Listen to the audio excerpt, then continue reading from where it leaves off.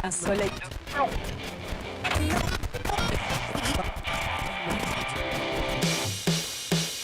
Madame, monsieur, bonsoir. Encore de fortes chaleurs en ce 17 août 2050 avec un soleil de plomb à peine voilé.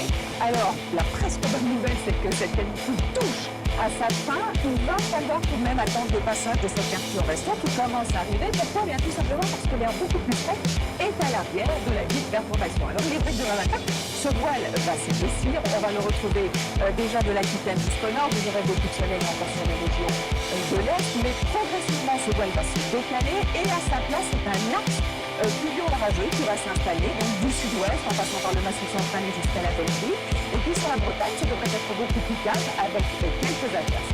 Que nous dit la masse d'air? Eh bien que nous ne sommes pas les seuls, figurez-vous, en France à subir cette canicule. Regardez cette masse d'air extrêmement chaude qui englobe toute l'Europe et où se trouve l'air plus frais dont je vous parlais, ici, à l'arrière de la perturbation. Donc il n'est pas encore là et demain matin, les températures seront déjà très élevées, notamment à Paris, à Perpignan ou à Nice avec 26 degrés. Et dans l'après-midi, on atteindra ou dépassera encore les 40 degrés, 41 à Agen, 41 à Strasbourg, 40 dans les capitales, 42 pour Lyon et jusqu'à 43 degrés prévus à Lille. Alors me direz-vous que ceci n'est que fiction pour 2050?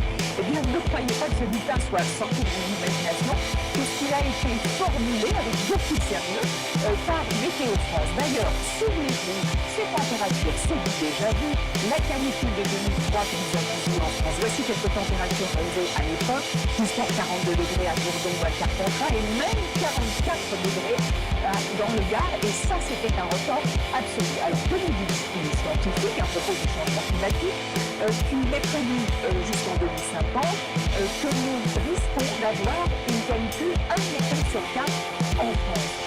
Quand cette année 2014, il a été observé que les mois d'avril, mai, juin, août et septembre ont été les plus chauds jamais enregistrés sur la planète, non seulement sur Terre, mais aussi à l'échelle des océans et des mers. D'ailleurs, souvenez-vous, fin septembre, la température de la Méditerranée était de 24 degrés, 2 degrés au-dessus des normales de saison.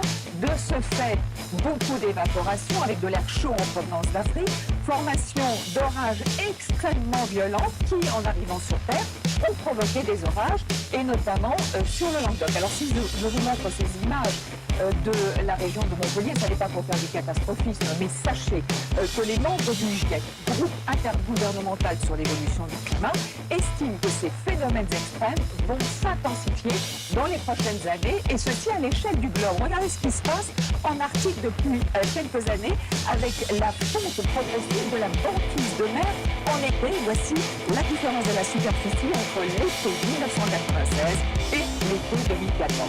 Alors, peut-on faire un rapprochement entre ce changement climatique et l'activité humaine? Élément de réponse avec 2 courbes.